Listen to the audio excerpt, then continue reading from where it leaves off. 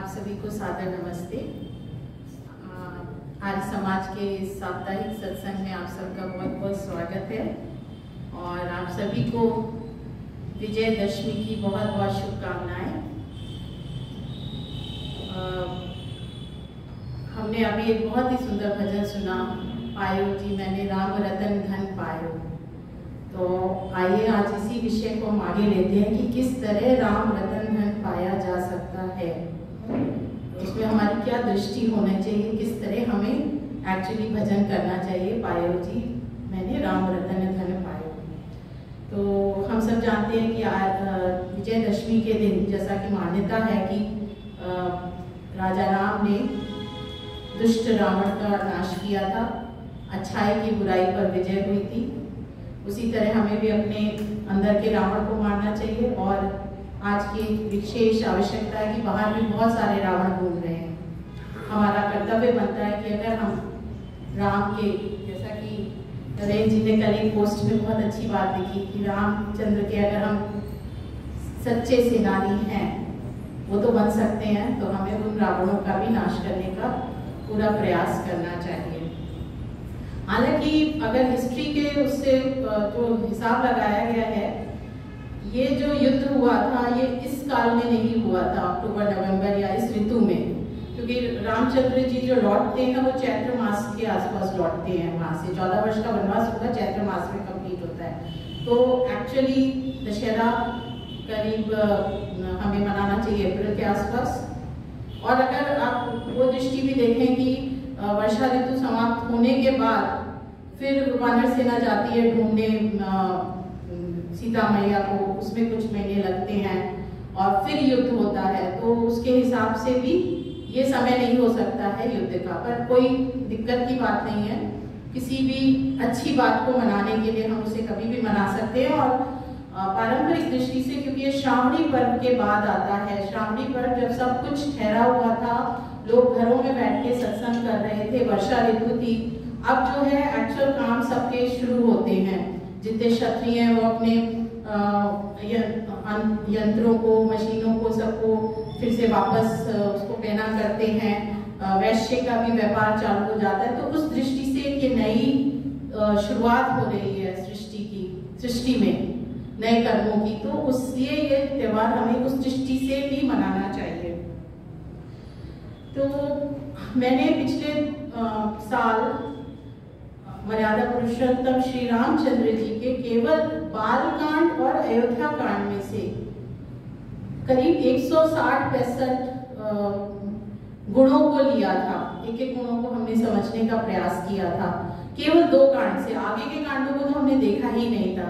परंतु मैं इस बार श्री रामचंद्र जी के विषय में नहीं बात करूंगी। हम दूसरे पात्रों को और दूसरी घटनाओं, कथाओं से देखेंगे हम क्या शिक्षा प्राप्त कर सकते हैं।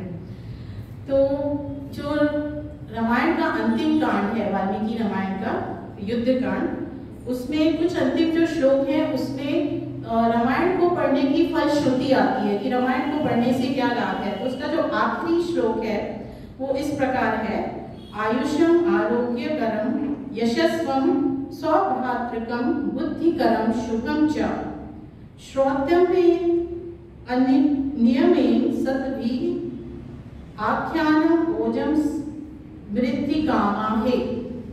तो जो श्लोक है वो कह रहा है कि इस रामायण को विधि पूर्वक धर्मात्मा लोगों को पढ़ना चाहिए, सुनना चाहिए, क्योंकि इससे दीर्घायु, स्वास्थ्य और प्रसिद्धि प्राप्त होगी, भातृ बंधु प्रेम बढ़ेगा, बुद्धिमत्ता बढ़ेगी, ओज समृद्धि, कामनाएं पूर्ण होगी, सबका शुभ होगा।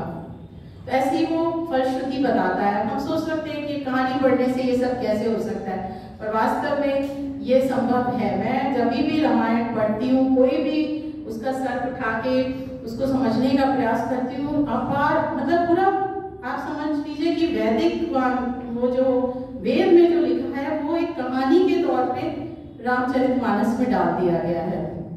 तो अब इसमें अगर हम एक ही शब्द लिए ले लें कि स्वभ्रातृकम कि भाई बंधुओं में प्रेम बढ़ेगा, और जब ये प्रेम बढ़ेगा तो क्या होगा, हम सब अच्छे से प्रेम से रहेंगे तो क्या होगा कि हमारा अंदर जो है शांति आएगी। हम ज्यादा शांति में आप देखोगे कि ज्यादा विकास होता है, हम कलात्मक दृष्टि में जाएंगे, हम ईश्वर की तरफ सोचेंगे। हालांकि युद्ध काल में भी व्यक्ति ईश्वर के बारे में बहुत सोचने लगता है, पर उसका कारण दूसरा होता है। उसका कारण आप इतना युद्ध देख रहे हैं, हिंसा देख रहे हैं, तो आप ईश्वर को दूसरी तरह से याद करते हैं। पर जितना ही सृष्टि का विकास होता है वो शांति काल में होता है। तो एक केवल इस शब्द को अगर उठा लें, और इसकी तो पराकाष्ठा है इस व्यवहार की हमारे रामायण में। आज आप देखें तो हमारे को सबसे बड़ा चैलेंज क्या आता है, रिलेशनशिप मैनेजमेंट का बहुत बड़ा चैलेंज आता है।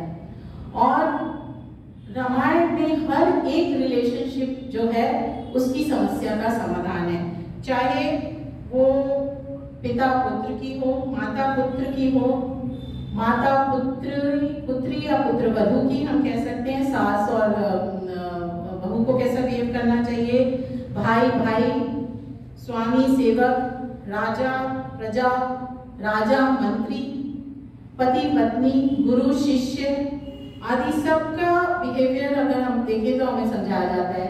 शत्रु के साथ कैसे बिहेव करें, पर्यावरण के साथ कैसे बिहेव करें। हमारे जो आजकल के बिहेवियर है बहुत ट्रांसैक्शनल है सारे, तुमने ऐसा किया तो हम भी ऐसा करेंगे।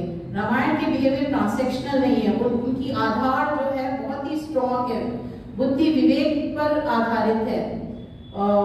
कुछ सृष्टि के जो नियम हैं होने चाहिए, एक मनुष्य का दूसरे से मनुष्य के साथ क्या बिहेवियर उस पर आधारित है। और आप देखेंगे एक और बिहेवियर हमें देखने को मिलता है कि कोई आपका शत्रु नहीं है लेकिन वो दुष्ट है, उसके साथ आप कैसा बिहेव करेंगे। जैसे बाली थे, वो श्री रामचंद्र जी के शत्रु नहीं थे, रावण तो शत्रु था, उसने उनकी पत्नी को उठा लिया था, उसका अपहरण किया था, तो शत्रु था। लेकिन बाली तो शत्रु नहीं था ना, पर एक पर्टिकुलर बिहेवियर उसके साथ भी रामचंद्र जी करते हैं कि उसकी हत्या करते हैं। तो अगर दुष्ट है कोई, हमारा शत्रु नहीं है, तो उसके साथ कैसा बिहेवियर होना चाहिए वो भी बताया है। आज आप देखें तो दो देश हैं वो लड़ रहे हैं आपस में, देश तो नहीं है वो, पता नहीं उनका देश, कुछ लोगों ने एक को देश माना है, कुछ को एक ने देश माना है। अब उनमें से एक जो है उसका बिहेवियर दुष्टता का है, वो हमारा शत्रु नहीं है लेकिन दुष्टता का बिहेवियर है, तो हमें उसके साथ कैसा बिहेव करना चाहिए, गाइडलाइंस दे रहा है रामायण हमें। मैं आशा करती हूँ आप उन देशों के नाम समझ गए होंगे, आजकल पूरी देर वो चर्चा में रहते हैं। और ऐसा भी नहीं है कि रामायण जो है वो माइथोलॉजी है कि हम उसे पढ़ के हम सोचें कि इससे हमें ये तो हो नहीं सकता है। जो रामायण में हुआ है वो हमारा इतिहास है, इतिहास, एज इट हैपेंड, ये हुआ है। और हमारा इतिहास लिखने का जो ढंग था भारतीयों का वो बहुत ही डिफरेंट होता था। हमारे यहाँ ये नहीं बताया जाता था कि एक राजा ने इस काल से इस काल तक राज्य किया और इस भूमि क्षेत्र में उसने राज्य किया, जैसा कि आजकल का हिस्ट्री जो बच्चों को पढ़ाई जाती है कि 1845 से 1830 तक ये 1870 तक ये हुआ, इस काल में यहाँ पर राजा राज्य करता था। अब देखिए रामचंद्र जी जो थे वो अपने उसके 39th वंशज थे, अपनी उनकी जो परंपरा ब्रह्मा से चल रही थी, और बीच बीच में बहुत बड़े बड़े राजा हुए, परंतु रामचंद्र जी का ही क्यों इतिहास लिखा गया। और इतिहास भी ऐसा लिखा गया जिसमें वो राजा है ही नहीं, वो राज्य नहीं कर रहे हैं उस समय, वो तो पूरी देर उस समय उनका बाल्यकाल बताया गया, शादी हुई, उसके बाद वो जंगल में है, वनवास में। तो इतिहास में उनका इतिहास लिखा गया जब वो वन में है, राजा ही नहीं है। तो क्यों ऐसा इतिहास लिखा गया? क्योंकि हमारे इतिहास का, हमारे उस परंपरा का ध्येय है कि उन्होंने जो चैलेंजेस फेस किए वो हम सब फेस करते हैं कम ज्यादा। उन चैलेंजेस में हमें कैसे अपने को अपना जीवन व्यतीत करना है, उनका ध्येय ये था ही नहीं कि इतने वर्ष से इतने वर्ष तक रामचंद्र जी ने राज्य किया, बल्कि जब वो राज्य करना शुरू करते हैं तो एक लाइन आ जाती है बस कि उन्होंने 11,000 वर्ष, अब वो वर्ष को का कोई और मतलब होगा शायद, कितने वर्षों तक उन्होंने राज्य किया, खत्म हो जाता है रामायण। तो ये रामायण हमें देता है। अथर्ववेद का तीसरे अध्याय का तीसरे कांड का जो 30वां सूक्त है, जिसे हम सौमनस्य सूक्त कहते हैं, उसमें 7 मंत्र हैं शायद। अगर आप उन मंत्रों को पढ़ें तो आपको लगेगा कि जैसे रामायण उन्हीं मंत्रों पर आधारित है। तो वो उसका भी मैंने एक बार प्रस्तुति की थी और मैं वो शेयर कर दूंगी ग्रुप में। वो पूरे मंत्रों का जो अर्थ है वो रामायण के पात्र उसको पूरा चरितार्थ करते हैं। तो अगर हम वेद मंत्रों को नहीं पढ़ पाते हैं तो हमको रामायण इसलिए पढ़ना बहुत जरूरी हो जाता है। अब यहाँ पर मैं आपके सामने एक आज की समस्या प्रस्तुत करना चाहूंगी कि हमारे बच्चों को हिस्ट्री पढ़ाई जाती है। हिस्ट्री में उनको शहंशाह बताया जाता है कि औरंगजेब है। अब उसकी कहानी क्या है, उसको बहुत मुगलों के उसमें शेड्यूल उसका कि वो भी 4 भाई थे। छोटा भाई था, उसके 3 और भाई थे, दारा शिको और शाह शुजा मुराद। तीनों को वो मरवा देता है। अपने पिता को जो है वो बंदी बना लेता है। कहते हैं कि उसकी गर्मी में, सड़ी गर्मी में उनको एक सुराही पानी में पूरा दिन निकालना पड़ता था शाहजहां को। तो शाहजहां कहते हैं कि तेरे से अच्छे तो ये हिंदू हैं जो अपने मरे हुए पितरों का भी जल से तर्पण करते हैं, और तो जिंदा पिता को भी जल नहीं पिला रहा है। और दारा शिको का उसने सर कटवाकर पूरे नगर में उसको घुमाया था और बाद में शाहजहां के सामने भी भेजा। मतलब उसके आप सोच लीजिए कि क्या चल रहा होगा। ठीक है, वो हिस्ट्री पढ़ा हो, और उस हिस्ट्री को पढ़ाने की दृष्टि क्या होनी चाहिए हमारे सामने कि हमें ये नहीं करना है। परंतु क्या बोल दिया जाता है कि औरंगजेब बड़ा महान राजा था, वो तो बड़ा अपने इल्म पे चलता था और उसको क्या कहते हैं ना, बहुत सादगी से रहता था। तो उसको हीरो बना के प्रस्तुत किया जाता है। और क्या होता है, उससे वो धीरे धीरे वो नॉर्मल बिहेवियर हम लोग समझने लगते हैं, बच्चे समझने लगते हैं कि ये नॉर्मल है, कि ठीक है किसी को मारना और हमको सत्ता हथियाना ये हमारे लिए एक नॉर्मल चीज है। जबकि नॉर्मल क्या है, क्या होना चाहिए। अगर हम रामायण पढ़ाएंगे तो बच्चों के लिए नॉर्मल क्या आएगा कि किस तरह लक्ष्मण, भरत, शत्रुघ्न सब कह रहे हैं नहीं मेरे, हमको सत्ता नहीं चाहिए, हमें राज्य नहीं चाहिए, भैया आप ले लो। भाई कह रहा है रामचंद्र जी कि पिता की आज्ञा सर्वोपरि है। वहां उसको बंदी बना लिया औरंगजेब ने। यहाँ ये कह रहे नहीं, एक बार आपके मुंह से निकल गया उस आज्ञा का तो मैं पूरा पालन करूंगा ही करूंगा। तो यहाँ इतने बड़े बड़े त्याग की बात हो रही है। तो हम जो बातें करेंगे वही बातें हम सीखेंगे, बच्चे सीखेंगे, वो नॉर्मल हो जाएगा। तो हमारा बहुत बड़ा एक दायित्व बनता है कि हम नॉर्मल को न्यू नॉर्मल बनाए। जो पहले ओल्ड नॉर्मल था उसी को वापस लाए।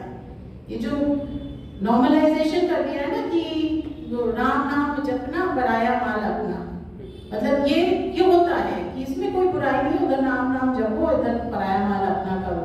या एक दूसरा नॉर्मलाइजेशन कर दिया गया था बीच में कि हम कुछ कर ही नहीं सकते हैं कि सीताराम कहिए, जाहि विधि राखे राम ताहि विधि रहिए। हम क्या कर सकते हैं, ईश्वर जैसे रख रहा है वैसे ही रह लेंगे।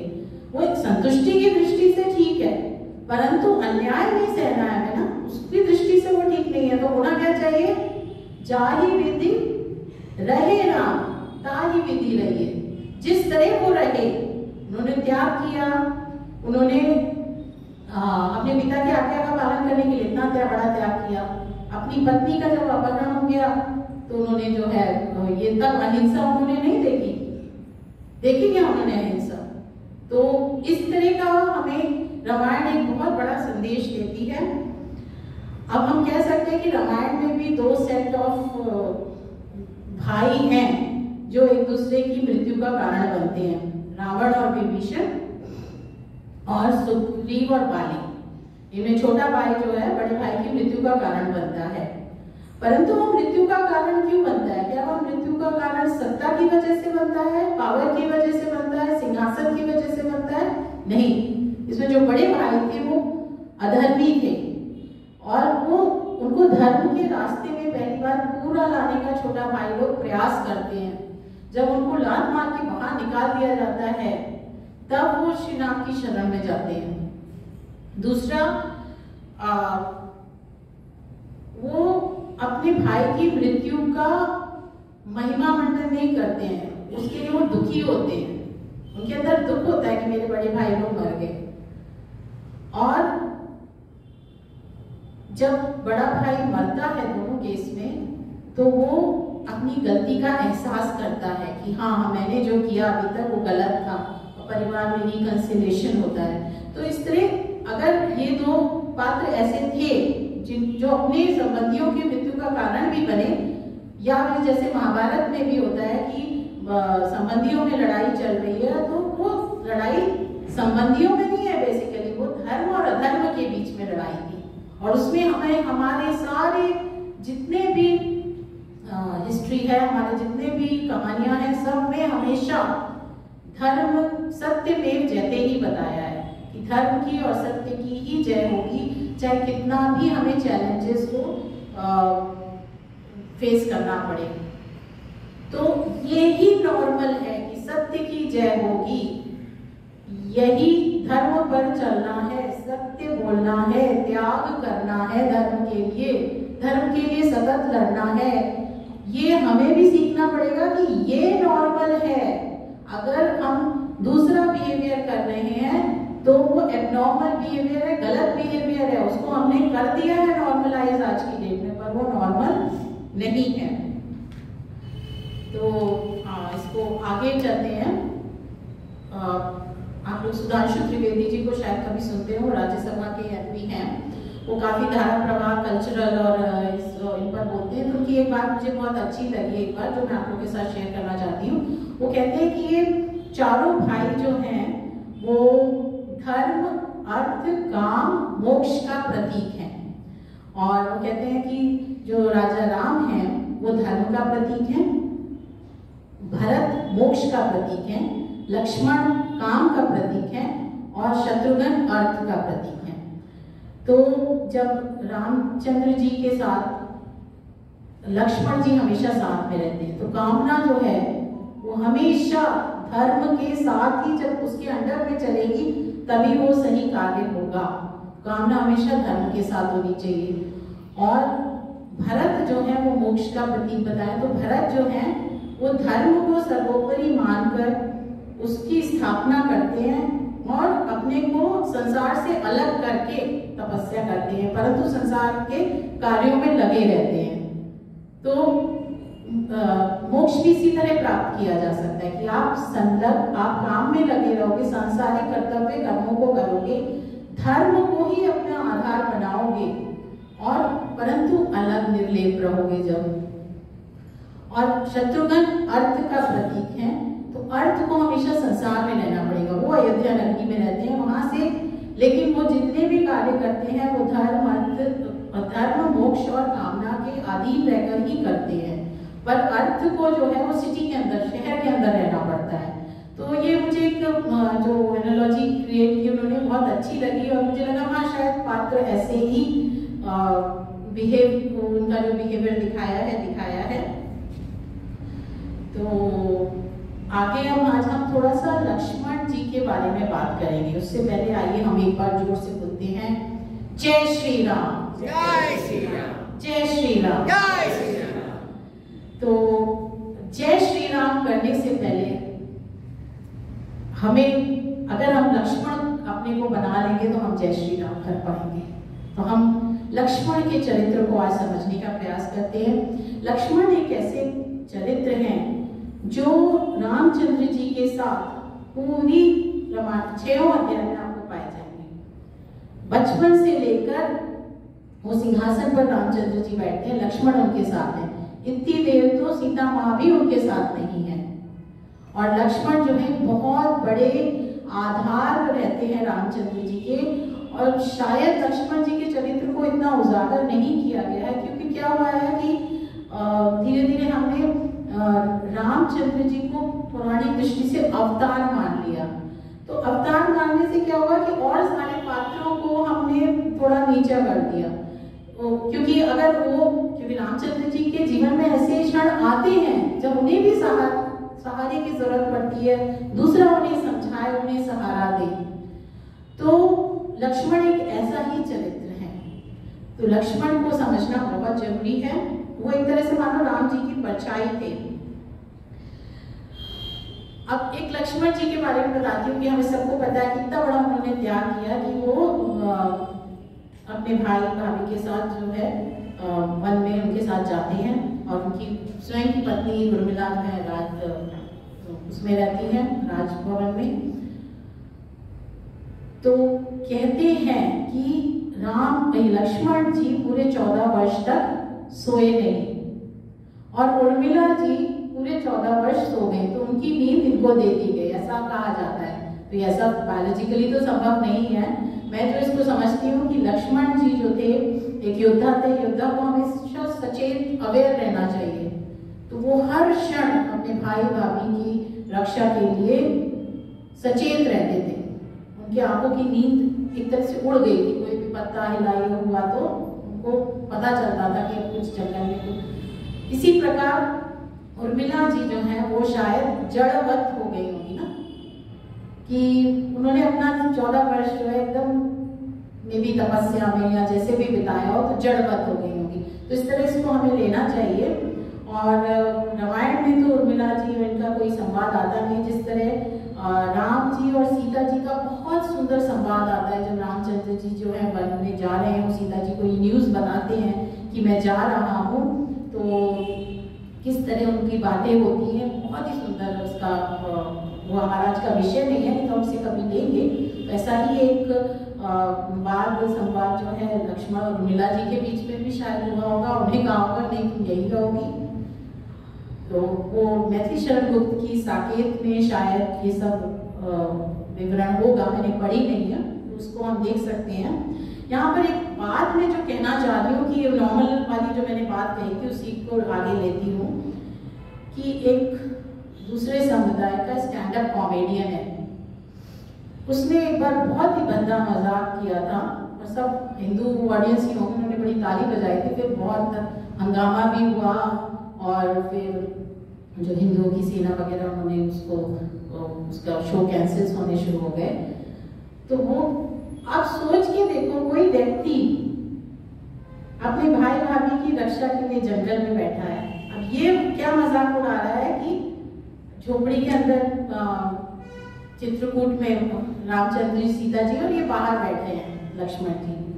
एंड ये जो कॉमेडियन है, इसको बहुत ही क्या कहना चाहिए, गंदे तरीके से इस बात को प्रस्तुत करता है कि लक्ष्मण जी के मन में वो उल्टी ही बात डाल रहा है। आप लोग समझ रहे होंगे मैं यहाँ क्या कहना चाह रही हूँ, कि देखिए इतना बड़ा त्याग कोई कर रहा है, उस त्याग का महिमा मंडन ना करके उस कहानी को कितना उल्टा प्रस्तुत किया जा रहा है, और हम ताली बजा रहे हैं। बच्चे क्या सीखेंगे? बच्चों को लगेगा हाँ लक्ष्मण जी ने, मतलब एक जो मनचला युवक नहीं बोल देता इस तरह की बातें, वो लक्ष्मण जी के मुंह से कहलाई जा रही है।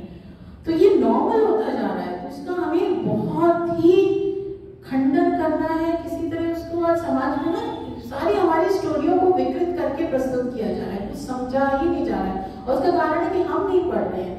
मतलब आज अगर ये त्याग को नॉर्मल किया जाए तो क्या घरों में लड़ाइयाँ होंगी? हर भाई दूसरे भाई के लिए इतना बड़ा त्याग कर रहा है। मतलब मैं तो सोचती हूँ कि क्या मैं अपने घर में किसी के साथ वन जा सकती हूँ इस कारण से? क्या मैं इतना बड़ा त्याग कर सकती हूँ कि मैं आपके साथ इतने वर्षों तक सेवा करूंगी? नहीं ना। तो उस गहराई को हमें समझना बहुत ही आवश्यक है। तो ये बहुत ही एक दुर्लभ जो बना दिया गया कि ये चीजें तो कहानियों में होती नहीं, ये चीजें जीवन में होती हैं, हमारे आपके जीवन में होगी। ये चीज हमें अपने अंदर लानी है।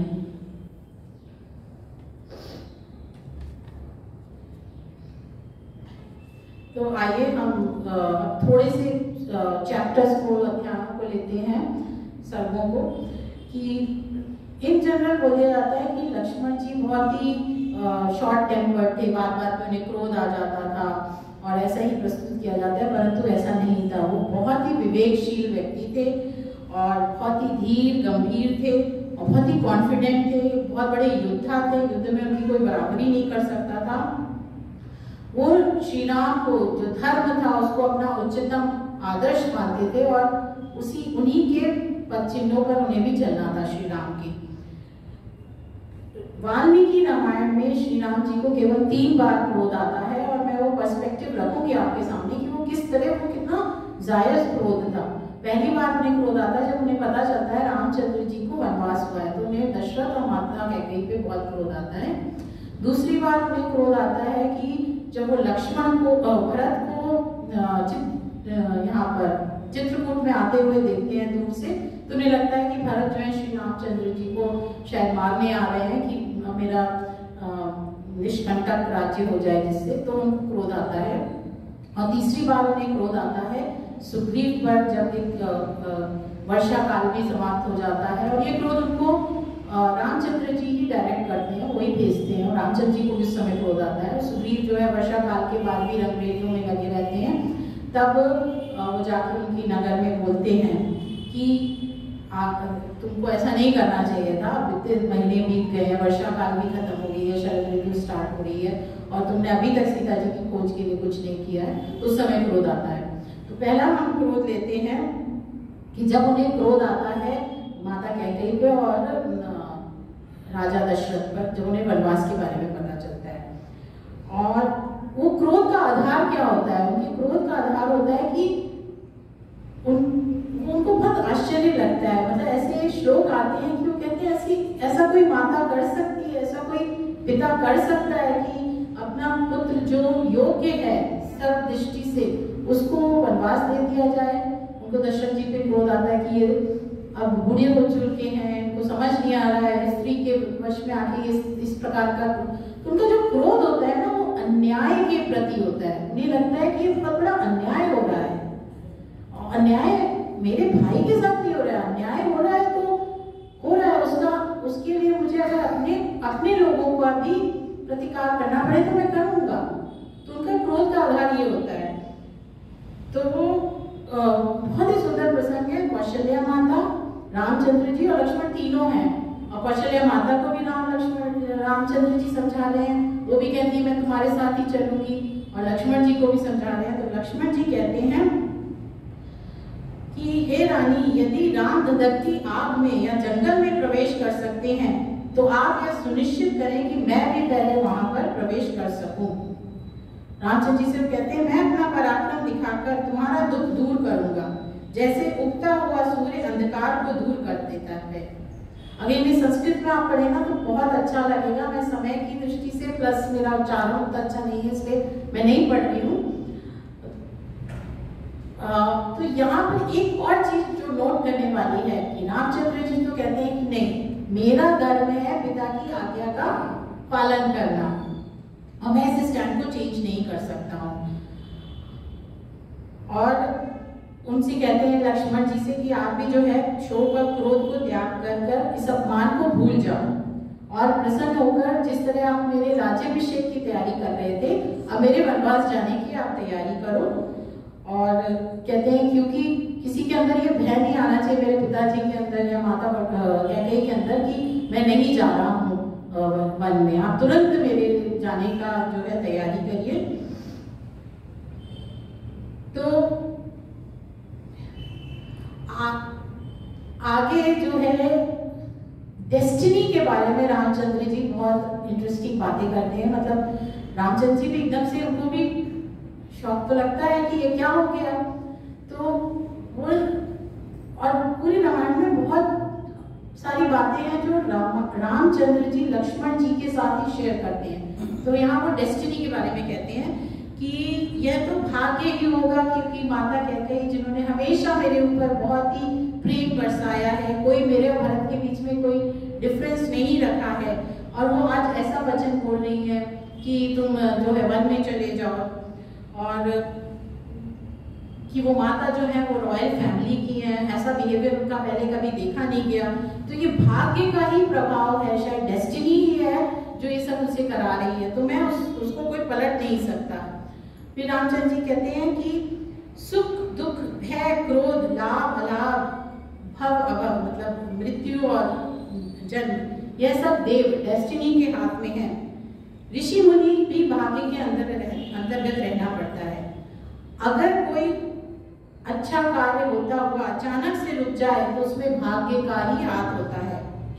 फिर बहुत अच्छी बात रामचंद्र जी आगे कहते हैं, परंतु मेरा राज्याभिषेक यद्यपि रुक गया है पर मुझे कोई परिताप नहीं है, मुझे कोई दुख नहीं है, क्योंकि मैंने बुद्धि के द्वारा अपनी आत्मा को अपनी आत्मा में स्थापित किया है। जो हम रामचंद्र जी का एक गुण समझते हैं ना, स्थित प्रज्ञ, हर स्थिति में वो एक समान रहते थे, वो बात यहाँ पर कही गई है बहुत ही।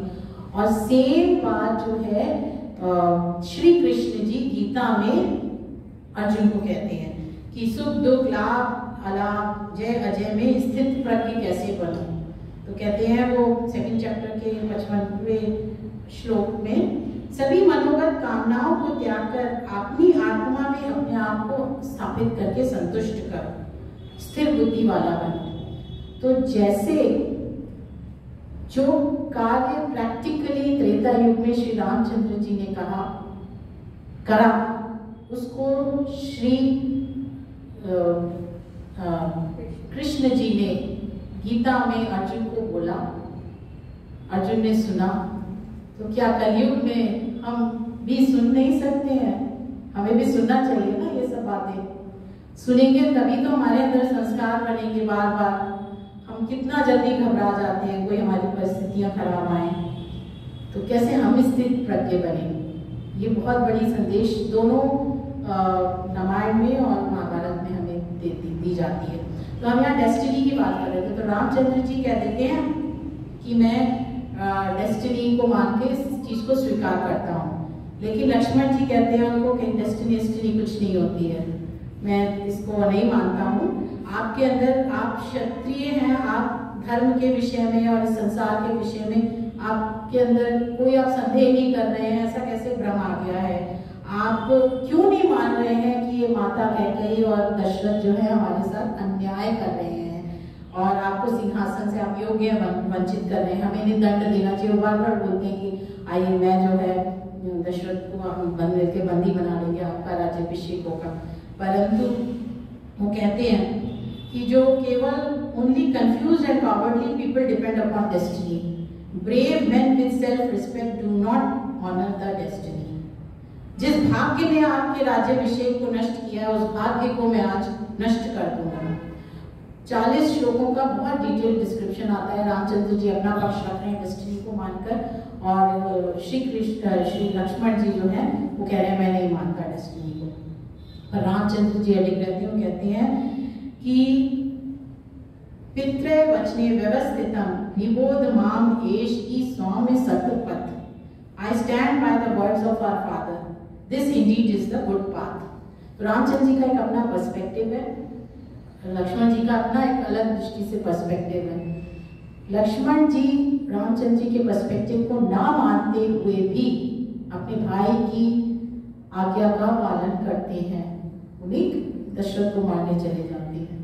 रामचंद्र फिर बाद में जब सीता जी कहती है मैं भी आपके साथ वन चलूंगी, तो लक्ष्मण जी भी रामचंद्र जी को मना लेते हैं कि मैं भी चलूंगा। वो भी बहुत सुंदर है कि किस तरह रामचंद्र जी उनको बोलते नहीं तुम माताओं को यहाँ पर देखो, तुम नहीं आओ, पर लक्ष्मण जी कहते हैं मैं साथ में चलूंगा। तो हमारे अंदर हमारे किसी भी जन से मतभेद हो सकता है, पर मतभेद नहीं होना चाहिए, राइट। हम जो कह रहे हैं वो दूसरे नहीं मान रहा होगा, लेकिन हम अगर कोई बड़ा है, आदरणीय है, धर्म पे चलने वाला है, तो और हमारे को अपनी बाउंड्रीज क्रिएट करनी पड़ेगी कि कहाँ हमें किस चीज का पालन करना है। तो लक्ष्मण जी जब भी अग्री नहीं कर रहे हैं रामचंद्र जी से, पर पूरा मन से उनका साथ दे रहे हैं, तो ये बहुत बड़ी सीख हमें मिलती है। पर यहाँ पर अगर मैं एक बात बोलना चाहूंगी कि हमको ये नहीं लेना चाहिए कि रामचंद्र जी जो है डेस्टिनी को मानने लगे। वो लक्ष्मण जी को समझाने की दृष्टि से ये कह रहे हैं, क्योंकि आप देखें कि इस बात को रामचंद्र जी ने डेस्टिनी माना कि मेरा राज्याभिषेक होना था और आज मुझे वन में जाना है, मतलब विदिन 12-13 घंटे में चीजें पलट जाती हैं। उसको उन्होंने डेस्टिनी माना, लेकिन उनकी पत्नी को जब उनका अपहरण कर लिया गया था तो उन्होंने उस चीज को डेस्टिनी मान के क्यों नहीं स्वीकार कर लिया? ठीक है, ले गया रावण, ले गया, मैं 14 वर्ष पूरे हो गए, वापस चला जाऊं, मान सकते थे ना कि 14 वर्ष पूरा होने से कुछ वर्ष, 1 वर्ष पहले डेस्टिनी ने ऐसा कर दिया। क्योंकि रामचंद्र जी डेस्टिनी को जब धर्म पर ही मान रहे थे, धर्म का ही आधार था, वहां उनका कर्तव्य क्या था? अपने पिता की आज्ञा का पालन करना। तब उन्होंने डेस्टिनी को स्वीकार किया इस रूप में। सीता का अपहरण होता है तो उनका कर्तव्य क्या होता है? एज अ पति पालक, कि मेरे को अपनी पत्नी की रक्षा करनी है, वही धर्म है, वही कर्तव्य है, उसका पालन करना है। तो उसके लिए इतनी व्याकुलता दिखाई है ना रामायण में कि आज का बॉलीवुड हॉलीवुड कोई दिखाई नहीं सकता है उस प्रेम गाथा को। जिस तरह रामचंद्र जी सीता के लिए फूल पत्तियों सबसे पूछ रहे हैं, मेरी सीता को देखा है क्या, मेरी सीता को देखा है क्या, और उनको इतना गुस्सा आ जाता है कि वो जब नहीं मिलती हैं तो कह देते हैं कि मैं ये सारी दुनिया को नष्ट कर दूंगा, संसार को नष्ट कर दूंगा, इस तरह की बात करने लगते हैं। वहां लक्ष्मण जो उन्हें संभालते हैं रामचंद्र जी को, कि आप कैसी बात कर रहे हैं, आप तो धर्म पे चलते हो, हम पूरी कोशिश करेंगे, हर जगह सीता को ढूंढेंगे, पूरा अपना कर्तव्य करेंगे, तब नहीं मिलेगी तो आप जो चाहे कर लेना, पर आप इस तरह क्रोध ना हो, आप इस तरह रो नहीं। इतना सुंदर वर्णन है, मेरे पास समय की कमी है, हम उसको नेक्स्ट किसी सेशन में लेंगे। और 2 चीजें मैं देना चाहती थी, वो अब नहीं ले पाएंगे, कि जो एक भरत के साथ उन्हें क्रोध आता है, कि वो क्यों क्रोध आता है? क्योंकि वो एक योद्धा थे। अब योद्धा को हमेशा सजग रहना चाहिए, अवेयर रहना चाहिए, वर्स्ट केस सोच के चलना चाहिए। वो वर्स्ट केस सोच के चल रहे थे। तो रामचंद्र जी उन्हें समझाते हैं तो वो समझ जाते हैं, बल्कि कहने लगते हैं हो सकता है पिताजी भी आ रहे हो, दशरथ जी भी हमें मिलने आ रहे हो, हमसे कहें वापस चलो, ऐसी बात करने लगते हैं। और तीसरा सुग्रीव के साथ तो उन्हें जो क्रोध आना था वो तो था ही। दूसरा एक बहुत जरा सा लेती हूँ उसको, कि एक उनके पास बहुत अजीब सी स्थिति आती है जब सीता जी कहती है नहीं तुम रामचंद्र जी को ढूंढने जाओ, और उस समय सीता जी बहुत ही माता सीता को जो शब्द शायद नहीं बोलने चाहिए थे वो बोल देती है, कि आप इसलिए नहीं जा रहे हो क्योंकि आप चाहते हो कि राम जो है मर जाए और आप मेरे ऊपर अधिकार कर लो, भरत के साथ आपने सब किया था। और शायद वो भी इसलिए बोलती होंगी, नहीं तो ये जाएंगे ही नहीं। और तो वहां पर वो कहते हैं कि तुम्हारे वचन जो है ना वो मुझे ऐसा लग रहा है कि पिघले हुए लोहे के बाण मेरे कानों में डाल दिए, इस तरह आपके माँ सीता वचन मुझे लग रहे हैं। और आप बिल्कुल मत घबराइए, वो कोई राक्षस था जो छद्म वेश में आया था, और रामचंद्र जी सब राक्षसों को नष्ट करने में पूरी तरह सक्षम है, उन्हें मेरी सहायता चाहिए ही नहीं, मैं नहीं जाऊंगा, पर फिर उन्हें जाना पड़ता है। तो वहां उनकी धैर्य, पेशेंस वो देखने लायक है, वो क्रोध नहीं करते, नमस्ते करते हुए जाते हैं। दूसरा, जब वो रामचंद्र जी से मिलते हैं तो रामचंद्र जी उनमें क्रोध करना शुरू कर देते हैं, तुम कैसे छोड़ के आ गए, तुम्ही ने बोला था कि ये मारीच है, हिरण जो है, और तुम्ही ने बोला था कि ये ऐसे वेश में आया है और आप इसे नष्ट करके आइए, आज अब तुम बोल रहे हो कि वो मेरे को आना पड़ा। बेचारे समझाते हैं कि मेरे को सीता जी ने इस तरह बोला तो मैं रुक ना सका, मैं आया। और तो दोनों तरफ से उनको डांट पड़ती है, पर वो सुनते हैं, उस बात को स्वीकार करते हैं। तो एक ऐसा चरित्र जिसको दिखाया कि वो गुस्सा आता रहता है हर समय, वैसा बिल्कुल नहीं है। अगर हम रामचंद्र जी को फॉलो नहीं कर सकते हैं तो एटलीस्ट हम लक्ष्मण जी को फॉलो करना शुरू करें, उनके चरित्र को पढ़ें। जब हमारे पास समय होगा तो कभी हम बहुत डिटेल में श्लोकों को जब पढ़ते हैं ना, संस्कृत में आप ओरिजिनल साहित्य पढ़ो तो बहुत एक अच्छा लगता है, थोड़ी संस्कृत समझ में आने लगती है। तो इस तरह वो बहुत ही काम माइंड से सब हल निकालते हैं। एक उनका बहुत एक बड़ा गुण था रिसोर्सफुलनेस का, उन्हें इतनी कलाएं आती थी, चित्रकूट ये पंचवटी में जो पूरी झोपड़ी बनाते हैं वो, किस तरह से सारे मटेरियल ला के झोपड़ी बनाते हैं, उसके बाद जो ऋतु है उस समय चल रही है उसका वर्णन है उनके मुख से। तो एक बहुत बड़े इक्विवेलेंट टू रामचंद्र जी ही योद्धा थे। हमें उनके चरित्र का अध्ययन करना चाहिए और इसी के साथ हमें मतलब मेरा मेन संदेश आज के इससे है कि हमें न्यू नॉर्मल जो है बनाना है कि जो रामायण के पात्र हैं उनका जो चरित्र है, उनका जो व्यवहार है वो हमारी सोसाइटी में हम सबके एक दूसरे के प्रति आना चाहिए। ये नॉर्मल बिहेवियर है ह्यूमन बीइंग्स का। जो अंग्रेजों ने या मुगलों ने किया वो नॉर्मल बिहेवियर नहीं है, वो एबनॉर्मल बिहेवियर है, राक्षस है। और इनको हमें राक्षस की तरह ट्रीट करके समझ के हमें अपने को बचाना है। एक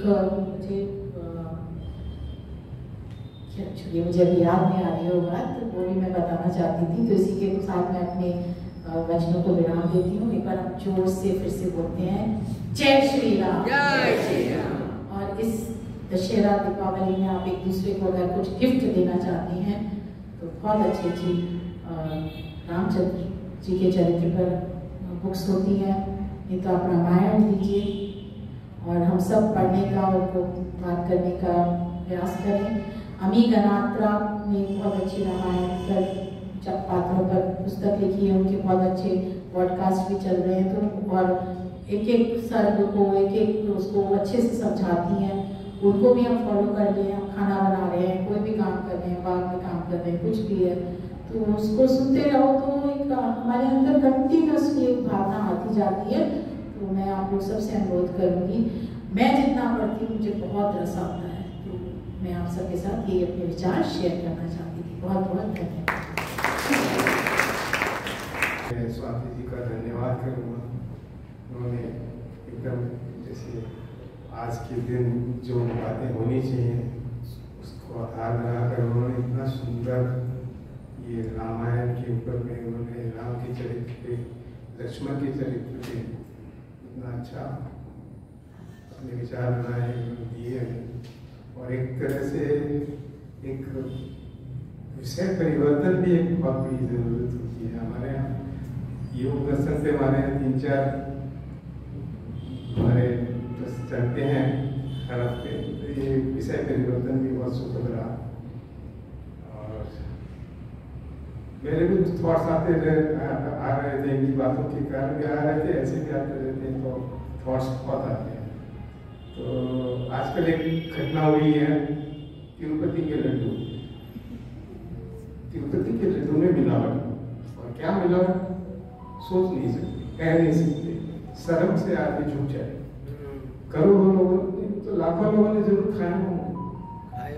और क्या हाल है हमारी देश का, ये से दिख रहा है मिलावट। तो क्या है, कोई भी विभाग है, चाहे मंदिर में जाए कहीं भी जाए, क्या वो संतुष्ट या स्वाभाविक रूप से प्रसाद लेके खा सकता है? उसको हमने क्या मिला दिया हो। तो हाइजीन वर्ड तो हम बहुत यूज करते हैं, पूरे वेस्टर्न वर्ल्ड में भी शायद हाइजीन पे बहुत काम होता है, पर हाइजीन बहुत इम्पोर्टेंट है। तो फूड में हाइजीन की तो दशा हो रही है, हम देख रहे हैं। हाइजीन हमारे शास्त्रों में भी बहुत जरूरी है। जैसे रामायण की कथा की बात हो रही थी, मैं मेरी माँ को रोज रामायण पढ़ के सुना। तो पहले मैंने जगदीश्वरानंद जी की रामायण पढ़ी थी, वो अच्छी थी, बहुत अच्छे से, पर उससे एडिटेड वर्जन था, उसमें तो उतना कुछ नहीं आया। पर मैं अभी जो रामायण पढ़ता हूँ वो रामलाल कपूर ट्रस्ट से छपी है, उसमें पूरी रामायण है। और रामायण में जहाँ जहाँ उनको लगा कि ये मिलाया गया है, हाइजीन मिलावट की गई है, उसको उन्होंने टाइप करके, अलग टाइप करके छांट के रख दिया कि ये ठीक नहीं है, ये तर्क संगत नहीं है, ये अतिशयोक्ति है, ये संभव नहीं है। और कई जगह राम को, सीता को मांसाहारी सिद्ध करने की भी कोशिश की, तो वो सब उन्होंने छांट के रख दिए। अब इसी हाइजीन को अगर शास्त्रों में आप देखेंगे तो वेदों में भी अगर आप अर्थों को देखेंगे आप उनको पढ़ नहीं पाएंगे। ये तो आर्य समाज की हमारे महर्षि दयानंद की कृपा है। उन्होंने कितने मंत्रों का तो अर्थ किया ही, और आगे परंपरा चल पड़ी कि इसको पढ़ो और पढ़ के सही अर्थ निकाल के वो प्रस्तुत करें। तो आज तो हमारे पास ना साफ सुथरे वेदों के अनुवाद हैं जिनको पढ़ के हमारे यहाँ अच्छा। तो आर्य समाज में इस हाइजीन पर बहुत ध्यान दिया जाता है। आपको कहीं भी कुछ भी लगे कि तर्क संगत नहीं है, उसको स्वीकार मत कीजिए, उसको कहीं ना कहीं अपने दिल में टटोलिए, न्याय संगत है कि नहीं है, ऐसा होना चाहिए कि नहीं होना। कोई कुछ भी बोल दे आप उसको मान लो, आप तो ठीक है अपने मन में इसको एनालाइज कर लिए, पर हमारी आने वाली पीढ़ी एनालाइज नहीं कर पा रही है। ये लव जिहाद क्यों हो रहा है? क्योंकि उसको लगता है हमारा कृष्ण तो ऐसा था, रासलीलाएं देख देख के उसको उनको नहीं जमता, उनको लगता है वो बॉलीवुड की कहानी हो। ऐसे ही राम के भी बारे में कुछ बोलते थे कि मांसाहारी थे, तो बच्चों को बुलानी नहीं, वो कुछ भी खा पाते हैं। तो ये हाइजीन बहुत जरूरी है। सॉरी मैं तो बोलता जाऊँगा लेकिन मेरा कुछ नहीं है, मापदंड नहीं है मेरे पास। आप सबका बहुत बहुत धन्यवाद। और एक तो